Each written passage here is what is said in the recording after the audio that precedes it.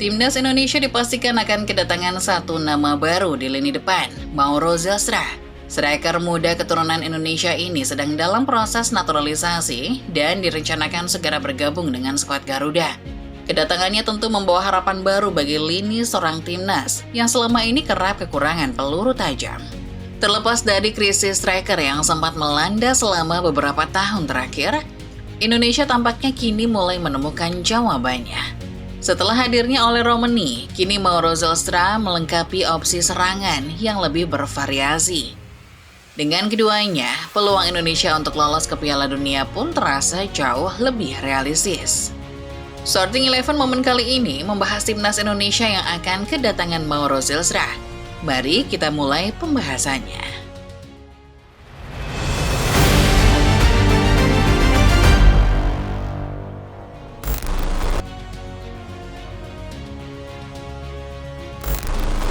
Sejak kursi kepelatihan timnas Indonesia diduduki oleh Sintayong, pelatih asal Korea Selatan itu langsung membawa angin segar bagi skuad Garuda.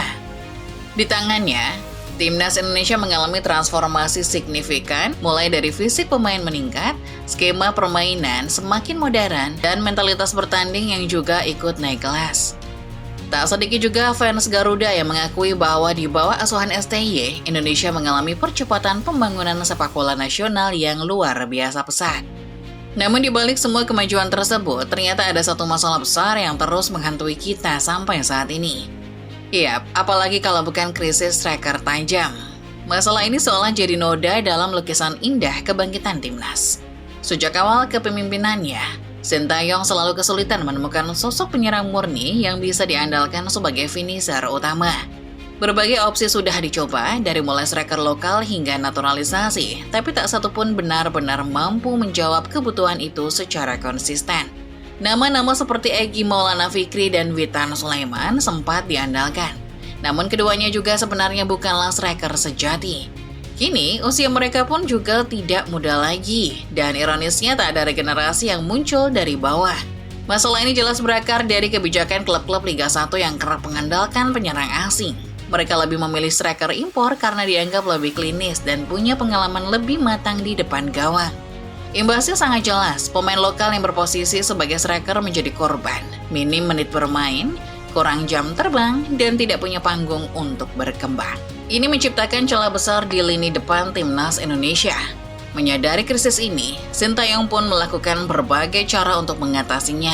Salah satunya adalah mempercepat proses naturalisasi pemain-pemain keturunan dari Eropa yang memiliki darah Indonesia. Sayangnya, hasil dari upaya ini pun nyatanya masih belum sesuai harapan. Pemain seperti Rafael Struijk dan Ragnar Oratmangun yang didatangkan justru lebih banyak beroperasi sebagai winger atau gelandang serang. Bahkan kualitas mereka pun kerap inkonsisten. STY bahkan sempat mendatangkan pemain spesialis striker dari Korea Selatan demi membentuk lini depan yang lebih tajam. Namun proyek ini juga akhirnya kandas seiring pemecatannya. Masalah striker tajam di timnas pun masih belum sepenuhnya terselesaikan.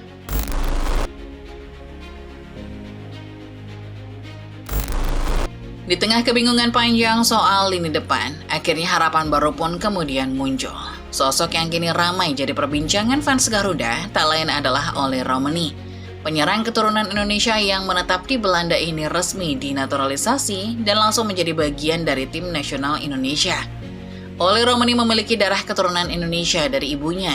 Neneknya yang lahir di Medan, Sumatera Utara, merupakan alasan utama mengapa ia memenuhi syarat untuk dinaturalisasi menjadi warga negara Indonesia dan membela timnas Indonesia. Tak butuh waktu lama, usai dinaturalisasi, Ole langsung membuktikan kualitasnya. Di laga debutnya melawan Australia di Sydney, ia langsung tampil impresif demi mencetak 1 gol. Di saat rekan-rekannya tak berkutik 4-0 di hadapan Socceroos, Ole menjadi satu-satunya harapan bagi Indonesia yang tak mau menyerah. Meski laga tersebut pada akhirnya dimenangkan oleh Australia, namun perbedaan Ole dengan yang lainnya jelas terasa. Gol tersebut bukan merupakan gol sia-sia, melainkan gol pembuktian bahwa dirinya pantang menyerah. Lebih dari sekedar 1 gol, statistik Ole di timnas selanjutnya juga cukup mengesankan. Dalam 4 pertandingan pertama bersama timnas, ia tercatat sudah mengoleksi 3 gol. Angka yang mencerminkan efektivitas dan ketajaman ini jelas sulit ditemukan di skuad Garuda. Dengan postur tubuh ideal, pergerakan aktif di area berbahaya, dan penyelesaian akhir yang rapi, Ole Romani menjadi paket lengkap yang selama ini dicari.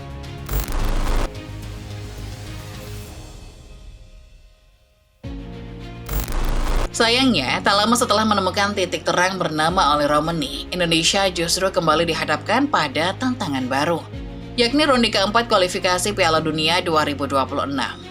Fase ini menjadi medan tempur yang jauh lebih sulit dibanding babak-babak sebelumnya. Jika sebelumnya lawan-lawan Indonesia relatif seimbang, kali ini skuad Garuda harus menghadapi kekuatan-kekuatan besar dari kawasan Arab, seperti Arab Saudi, Uni Emirat Arab, dan Qatar. Tim-tim Arab dikenal memiliki gaya bermain yang keras dan mengandalkan duel fisik. Ini menjadi tantangan besar bagi penyerang seperti Ole Romani yang sebelumnya lebih banyak bermain di Eropa yang cenderung mengutamakan permainan teknis.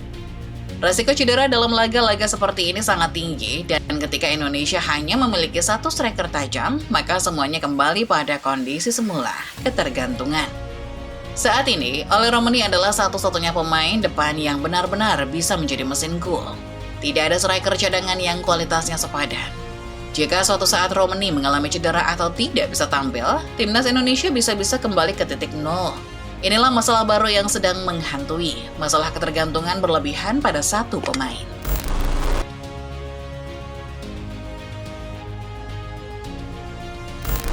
Menjawab kekhawatiran akan ketergantungan pada satu nama, PSSI pun bergerak cepat. Solusi yang ditawarkan kali ini adalah Mauro Zylstra, pemain keturunan Indonesia yang kini menjadi target naturalisasi berikutnya. Prosesnya pun sudah dimulai. Surat pengajuan telah dikirim ke Kemenpora dan Menteri Pemuda dan Olahraga disebut telah menyambut positif permintaan tersebut. Erick Thohir, selaku Ketua Umum PSSI, menjelaskan bahwa setelah dari Kemenpora, proses akan dilanjutkan ke Kemenkumham, yang kemudian ke Sekretariat Negara dan terakhir membutuhkan persetujuan dari DPR. Jika semua tahapan berjalan lancar, maka Mauro pun bisa turun membela timnas pada bulan Oktober nanti, di momen penting kualifikasi Piala Dunia 2026. Memiliki darah keturunan dari seorang nenek asal Bandung, latar belakang Mauro juga sebenarnya sangat menjanjikan.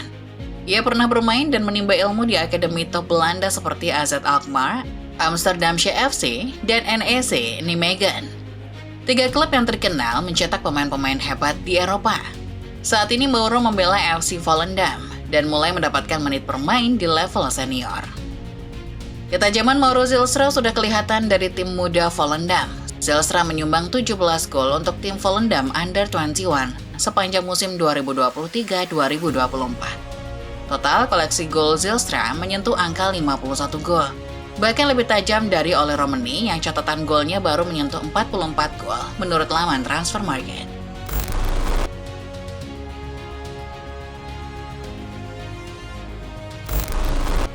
Jika diproses, naturalisasi Mauro Zylstra rampung dan ia resmi membela timnas, maka wajah lini depan Indonesia pun jelas akan berubah drastis. Patrick Kluivert, pelatih kepala timnas saat ini, akan punya opsi taktik yang lebih kaya. Kluivert pun bisa lebih leluasa bereksperimen dan mengoptimalkan duet penyerang yang bisa saling melengkapi. Meski begitu, Kluivert sendiri diprediksi kemungkinan akan tetap memakai skema 3-5-2 sebagai andalannya. Dengan sistem ini, dua penyerang dibutuhkan untuk mengisi sektor depan secara seimbang. Dan kini, duet Ole Romani dan Mauro Zylstra bisa jadi pasangan ideal yang dinanti-nanti. Keduanya punya gaya bermain yang berbeda, namun justru bisa saling menutup kekurangan. Ole sebagai striker utama bisa menjadi eksekutor akhir, sementara Mauro yang lebih mobile dapat bertugas membuka ruang, menekan garis belakang lawan, sekaligus menciptakan peluang. Kombinasi ini bisa memberikan dimensi baru dalam serangan Indonesia yang selama ini terlalu bergantung pada satu pola permainan. Dengan komposisi yang tepat dan dukungan penuh dari lini kedua, skema ini bisa menjadi kunci sukses Indonesia untuk melaju lebih jauh. Bahkan, bukan tidak mungkin jika semuanya berjalan lancar, duet ini bisa membawa timnas kita lebih dekat ke mimpi yang sudah lama dinantikan, yakni tampil di Piala Dunia. Demikian Football Lovers, pembahasan mengenai Mauro Zylstra yang segera bergabung dengan timnas Indonesia. Bagaimana menurut kalian? Optimiskah mendengar kabar kedatangan pemain satu ini? Coba tulis pendapat kalian di kolom komentar. Jangan lupa juga untuk selalu menekan tombol like dan subscribe channel Sorting 11 Moment, lalu nyalakan notifikasinya supaya kamu nggak ketinggalan berita-berita terupdate seputar sepak bola setiap harinya. Terima kasih sudah menonton, dan sampai jumpa di video selanjutnya.